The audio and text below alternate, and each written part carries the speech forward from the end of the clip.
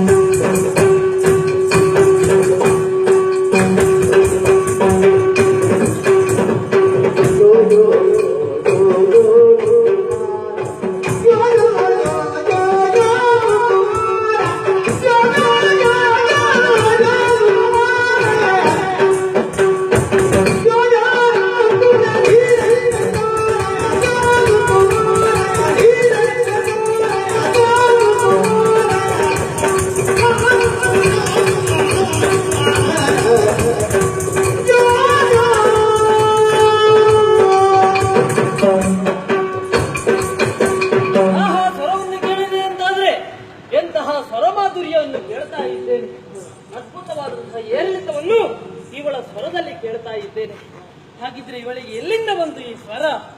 ನೋಡಿದ್ರೆ ಎಲ್ಲಿಂದ ಸಂತತಿಯನ್ನು ಹಾಗೆ ಬೆಕ್ಕಸ ಬೆರಗಾಗಬೇಕಾದಂತಹ ಸ್ಥಿತಿ ಒದಗಿ ಬಂದಿದೆ. ಹಾಡನ್ನು ಕಿವಿ ಕೊಟ್ಟು ಕೇಳಿದೆ ಅಂತಾದ್ರೆ ಮತ್ತೆ ಬಿಡಿಸಿ ಹೇಳಬೇಕಾದಂತಹ ಅನಿವಾರ್ಯತೆ ಇಲ್ಲ, ಎಲ್ಲವೂ ಅದರಲ್ಲೇ ಗೊತ್ತಾಗುತ್ತದೆ. ಹಾಗಿದ್ರೆ ಹಾಡನ್ನು ಸರಿ ಗಮನಿಸಿದೆ. ನಾವು ಗಮನಿಸಿದಾಗ ಎಲ್ಲವೂ ತಿಳಿಯುವುದಕ್ಕೆ ಬರ್ತಾ ಇದೆ. ತೀರ ಶೃಂಗಾರ. ಹಾಗಿದ್ರೆ ಇಷ್ಟು ಬಾಲತನದಲ್ಲಿ ಧೀರವನ್ನು ತೋರಿಸ್ತಾಳೆ ಎನ್ನೋದಾದ್ರೆ ಹಾಗಿದ್ರೆ ಈ ಮಗುವಿನ ಹಿನ್ನೆಲೆ ಯಾರ ಮಗ ಮತ್ತು ಕಿವಿಕೊಟ್ಟೆ ಅಂತ ಆದ್ರೆ ಜಾಂಬವಂತ ಅಂತ ತಂದೆಯಾಗಿ ಜಾಂಬವಂತ. ಹಾಗಿದ್ರೆ ತಂದೆ ಜಾಂಬವಂತ ಗೊತ್ತಾಯ್ತು ನನಗೆ. ಕೇಸರಿಯನ್ನು ಒಂದು ತಂದೆಯ ಸಮಂತಕ ಮಣಿಯ. ಹಾಗಿದ್ರೆ ಮಣಿಯ ಬಗ್ಗೆ ಚೆನ್ನಾಗಿ ಬಲ್ಲವರಿದ್ದಾರೆ. ಇಲ್ಲಿ ಪ್ರಶ್ನೆ ಬರ್ತದೆ ನಮಗೆ, ಕರಡಿಗೆ ಸಮಂತಕ ಮಣಿಯ ಬಗ್ಗೆ ಗೊತ್ತಾಗಿದೆ. ಹಾಗಿದ್ರೆ ಇವಳಿಗೆ ಗೊತ್ತಾಗಿದೆ ಅಂತ ಆದ್ರೆ ಏನೋ ಒಂದು ಇದರಲ್ಲಿ ಇದೆ ಎನ್ನುವುದು ಗೊತ್ತಾಗುತ್ತದೆ. ಹಾಗಿದ್ರೆ ಎಲ್ಲವನ್ನು ತಿಳಿದುಕೊಳ್ಳಬೇಕನ್ನಂತಹ ಉದ್ದೇಶ ನನಗಿದೆ. ಈ ಸೌಂದರ್ಯವತಿಯನ್ನು ಮಾತಾಡಿಸಿ ಎಲ್ಲವನ್ನು ಸ್ಪಷ್ಟೀಕರಿಸಬೇಕಾದಂತಹ ಅನಿವಾರ್ಯತೆ ಇದೆ. ಓ ಹೆಣ್ಣೆ, ನಿನ್ನ ಹೆಸರೇ ಹೇಗೆ? ಹೌದೇ, ನೀನು ಒಬ್ಬಳೇ ಇರುವುದ ಇಲ್ಲಿ? ಅಪ್ಪ ಇದ್ದಾರಾ?